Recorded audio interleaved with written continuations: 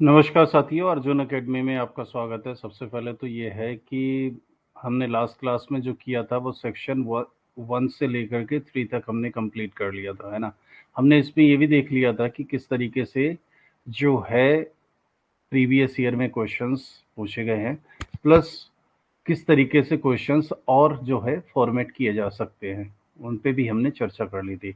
आज की क्लास में जो हम देखेंगे सेक्शन 4 से लेकर 9 तक, ये आपका राजस्थान एपीओ का जो राजस्थान एपीओ है उसका जो सिलेबस के अंतर्गत अगर हम बात करें तो इतने ही सेक्शंस आपको प्री में पूछे गए हैं जिनसे कि आपको क्वेश्चन देखने को मिल सकते हैं। ठीक है, तो सबसे पहले हम सेक्शन 4 की अब बात करते हैं। तो punishment for neglect of duties, ये ड्यूटी किसके नेग्लेक्ट की बात की जा रही है? तो इसमें सबसे पहले जो बात की जा रही है वो की जा रही है पब्लिक सर्वेंट के बारे में, जो कि एससी और एससी कैटेगरी से बिलोंग नहीं कर रहा है। अगर वो अपनी ड्यूटी को नेग्लेक्ट करता है, यानी कि ड्यूटी जो है परफॉर्म नहीं कर रहा है, तो उसके लिए उसको पनिशमेंट दी जा सकती है, और जो पनिशमेंट होगी वो 6 मंथ से कम की नहीं हो सकती। मिनिमम पनिशमेंट जो इसमें दिया गया है, मिनिमम पनिशमेंट वो है 6 months, and maximum punishment can extend to 1 year. यानी कि मैक्सिमम जो पनिशमेंट है वो आपको देखने को मिलेगा 1 ईयर का।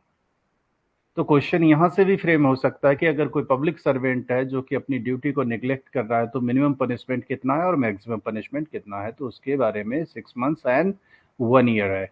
अब ये भी इसमें सबसेक्शन 2 में बता दिया गया है कि कौन सी ऐसी ड्यूटीज है जिनको कि पब्लिक सर्वेंट जो है वो निगलेक्ट कर सकता है, उन ड्यूटीज में क्या क्या इंक्लूड है। तो फर्स्ट ऑफ ऑल जो क्लोज ए है वो ये कह रहा है, read out to the informant the information given orally. अगर कोई ओरली इन्फॉर्मेशन दी जाती है इन्फॉर्मेंट के द्वारा तो उसको रीड आउट कराई जाएगी, यानी कि जो पब्लिक सर्वेंट है वो क्या करेगा, रीड आउट करेगा उस इन्फॉर्मेंट के सामने और उसको लिखेगा। लिखने के बाद में रीड आउट की जाएगी by the officer in the charge of police station before taking the signature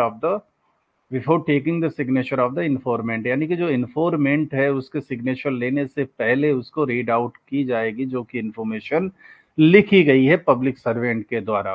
पहले पहली बात। तो दूसरी बात इसमें ये कह रहा है, क्लोज टू बी ये कह रहा है, कंप्लेन रजिस्टर करेगा एंड एफआईआर को क्या करेगा, एफआईआर जो है लॉस की जाएगी। और जो जिस तरीके से इस प्रोविजन में दिया गया है उसके अंतर्गत, या फिर कोई जो दूसरे रेलिवेंट प्रोविजंस है उनके अंतर्गत कंप्लेन रोज करेगा public servant, plus FIR loss करेगा। अगर ऐसा नहीं करता he is neglecting his duty, and for that he should be punished, or he shall be punished for minimum punishment 6 months and maximum 1 year. To furnish a copy of the information to record it forthwith to their informant, यानी कि जो copy है information की वो भी उसको जो है दी जाएगी, किसको, इन्फॉर्मेंट को। स्टेटमेंट को रिकॉर्ड किया जाएगा, विक्टिम्स का और विटनेसेस के जो स्टेटमेंट है पब्लिक सर्वेंट रिकॉर्ड करेगा।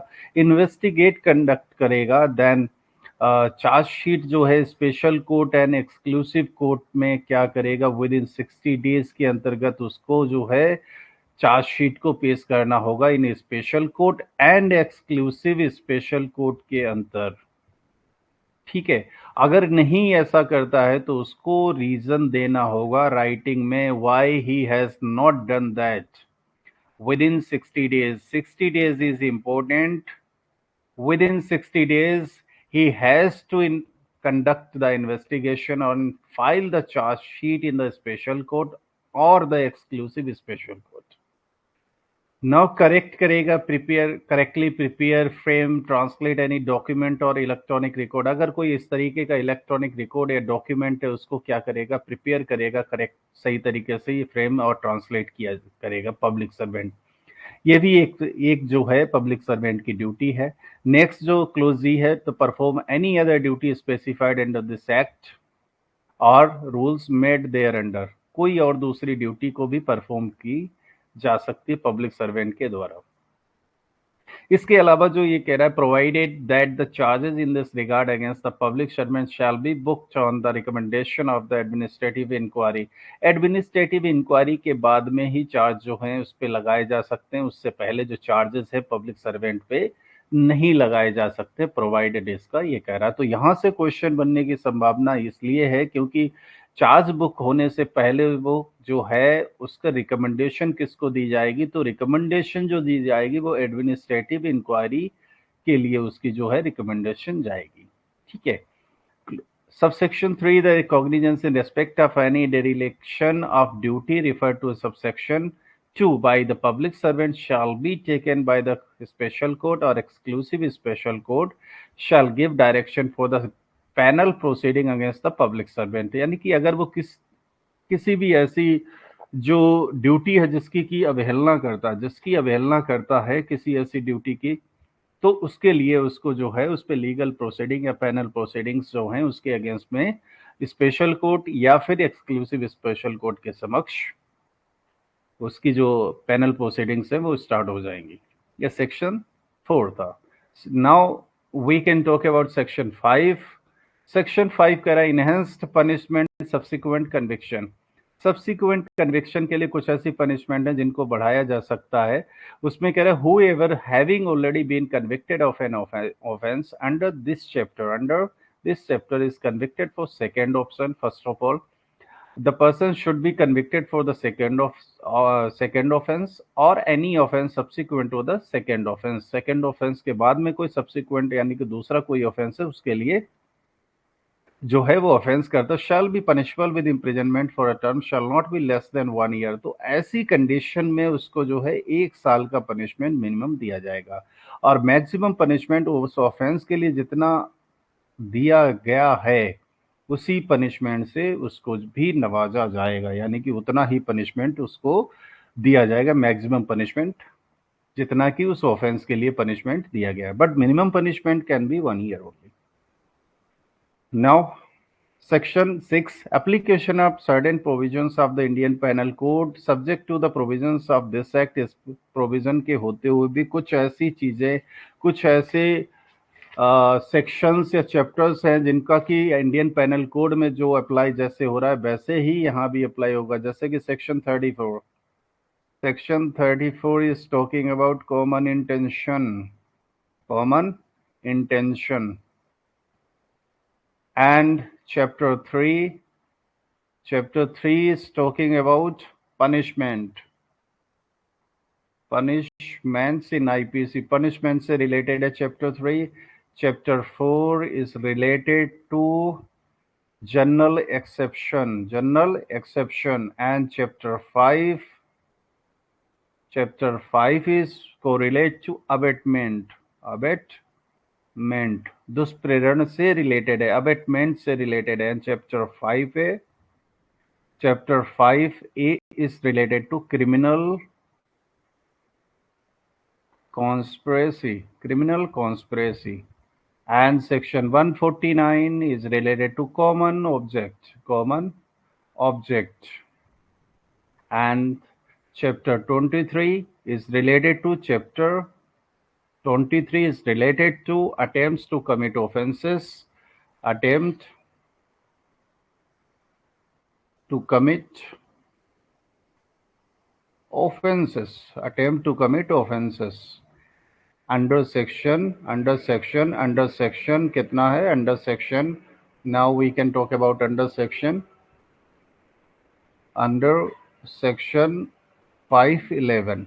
ओके, तो ये आपके कुछ प्रोविजंस हैं जिनके अंतर्गत जिस तरीके के से आईपीसी में अप्लाई हो रहे हैं वैसे ही यहाँ भी अप्लाई इनको किया जा सकता है। ये सेक्शन 6 से कह रहा है, तो इनसे भी प्री का कोई ना कोई क्वेश्चंस मोस्ट प्रोबेबली बन सकता है। Now we can talk about section 7, forfeiture of property of certain persons, यानी कि where a person has been convicted of any offence punishable under this chapter the special court में in addition to awarding any punishment by order in writing declare that any property movable or immovable, किसी भी तरीके की कोई भी property हो सकती है या दोनों ही, belonging to the person which has used for the commission of that offense, उस कमीशन में उस प्रॉपर्टी का यूज किया है तो उसको गवर्नमेंट क्या करेगी, फोरफीट कर लेगी उस प्रॉपर्टी को जिस प्रॉपर्टी का यूज किया है या जो प्रॉपर्टी उस व्यक्ति से बिलोंग कर रही है जिसने की ऐसा ऑफेंस किया है। सबसेक्शन 2 यही कह रहा है कि उसकी उतनी ही प्रॉपर्टी को फोरफिट किया जाएगा, अटैच किया जाएगा जितने की उस पर फाइन इम्पोज किया गया है। Forfeit to that extent forfeit to the extent it is required for the purpose realization of any fine imposed under this chapter। तो उतनी ही प्रॉपर्टी को क्या करेगा कोर्ट जो है उतनी ही प्रॉपर्टी को अटैच करेगा जितने की जरूरत है। Now we can talk about section 8. Section 8 is talking about presumption as to offenses. Section 8 is talking about presumption as to offenses in prosecution for an offense under this chapter. It is proved that first of all कह रहा है कि accused rendered any financial assistance in relation to the offense committed by a person accused of or reasonably suspected of, चाहे वो accused हो ऐसे offenses का या suspect हो, committing an offense under this chapter, the special court shall presume, special court क्या presume करेगा ऐसे व्यक्ति के लिए जो कि फाइनल असिस्टेंस दे रहा है ऐसे व्यक्ति को जिसने कि ऐसा ऑफेंस किया है जो कि SC/ST से के अगेंस्ट है या फिर वो सस्पेक्ट पर्सन है जिसने कि ऐसा ऑफेंस किया है SC/ST के अगेंस्ट। तो कोर्ट जो है शैल प्रिज्यूम करेगा कि ऐसा व्यक्ति जो है ऐसे व्यक्ति ने अबेटमेंट किया है उस ऑफेंस के लिए, ऐसे व्यक्ति ने अबेटमेंट किया है जो कि फाइनेंशियल हेल्प दे रहा है, फाइनेंशियल असिस्टेंट कर रहा है उस व्यक्ति को जिसने कि ऐसा ऑफेंस किया। दूसरा जो है कोई अगर ग्रुप ऑफ पर्सन से committed an offence under this chapter, अगर ये प्रूफ हो जाता है कि इस ऑफेंस को जो है सिक्वल में किया गया किसी डिस्प्यूट को लेकर के, चाहे वो लैंड या फिर किसी अदर मैटर को हो जो कि SC/ST से बिलोंग कर रहे हैं, तो ऐसा माना जाएगा, कोर्ट ऐसा शैल प्रिज्यूम करेगा कि वो जो ऑफेंस हुआ है वो इन फर्दरेंस ऑफ कॉमन इंटेंशन और इन प्रोसिक्यूशन ऑफ कॉमन ऑब्जेक्ट के अंतर्गत वो ऑफेंस किया गया है, जो कि ऑलरेडी अगर डिस्प्यूट वगैरह किसी SC/ST के बंदे से चल रहा है और बाद में कोई ऑफेंस वो व्यक्ति करता है जो कि SC/ST नहीं है, तो ऐसा प्रिज्यूम किया जाएगा, कोर्ट ये प्रिज्यूम करेगा कि उसने जो है उसने क्या किया, उसने जो है फर्दरेंस कॉमन इंटेंशन के साथ या फिर कॉमन ऑब्जेक्ट के साथ में वो एक्ट किया है। क्लोज सी इसका कह रहा है कि the accused was having personal knowledge of the victim और his family, the court shall presume, अगर किसी अक्यूज को पर्सनल नॉलेज है विक्टिम के बारे में या फिर उसकी फैमिली के बारे में, तो कोर्ट ये प्रिज्यूम करेगा कि उसके ट्राइब और उसके कास्ट के बारे में उस अक्यूज को पता था, जब तक कि उसके विपरीत उसको वो साबित नहीं कर देता है। Now we can talk about section 9। Section 9 कह रहा है कन्फर्मेंट ऑफ पावर्स का कन्फर्मेंट की बात कर रहा है section 9। And state government may confer the power to any police officer to prevent करने के लिए या फिर कोपिंग उसको निपटारा करने के लिए जो भी इस तरीके के एक्ट हैं, जो भी मतलब ऑफेंसेस हैं या फिर केस है, क्लास है, ग्रुप ऑफ केसेस को के लिए जो है स्टेट गवर्नमेंट किसी भी ऑफिसर को डिस्ट्रिक्ट लेवल पे या फिर उसके किसी भाग के लिए किसी भी ऑफिसर को ऑफिशियल गजट में नोटिफाई कर सकता है कि वो जो है उस पावर को के बिहाफ पे ये सारी चीजें जो प्रिवेंशन है वो कर सके, ठीक है, प्रिवेंट कर सके SC/ST कम्युनिटी को। ओके, तो ये है। दूसरा इसमें जो सबसेक्शन बी है, all officers of police and all officers of government, सारे के सारे कुल मिलाकर के जितने भी ऑफिसर्स हैं गवर्नमेंट महकमे के, तो वो उस व्यक्ति की हेल्प करेंगे, उस पब्लिक सर्वेंट की हेल्प करेंगे जिसको कि गवर्नमेंट उसके लिए अपॉइंट करती है। Subsection 3, the provision of the code shall so far as may be applied to the exercise of the powers by an officer under subsection 1। कुल मिलाकर के एक कोड में जो पावर दी गई है वो उतनी ही पावर को एक्सरसाइज करेगा पब्लिक सर्वेंट, पब्लिक ऑफिसर, जितनी की उसको वो पावर सबसेक्शन 1 में प्रोवाइड की गई है, नॉट मोर देन दैट। तो ये आपका आज की क्लास थी। आज की क्लास में आपका जो SC/ST एक्ट है वो फिनिश हो जाता है राजस्थान APO के लिए, है ना। राजस्थान APO के लिए जो है प्री में, स्पेशली प्री में यहीं तक का सिलेबस दिया गया है। तो ये आपका सिलेबस जो है एज पर सिलेबस, यहाँ से आप जो है ऑब्जेक्टिव क्वेश्चंस आप खुद सॉल्व करके देखना, तो इसमें आपको लगेगा कि नहीं, हाँ आप 99% जो है क्वेश्चंस आप जो है सॉल्व कर पा रहे हैं। दूसरा, अगर आपको टेस्ट सीरीज वगैरह या दूसरे जो फाउंडेशन कोर्सेस या बैचेज हैं उनको अगर आप ज्वाइन करना चाहते हैं तो you can contact on my number by WhatsApp 8439013376। इस पे आप जो है मुझे व्हाट्सएप कर सकते हैं। Thank you very much and good night आज के लिए।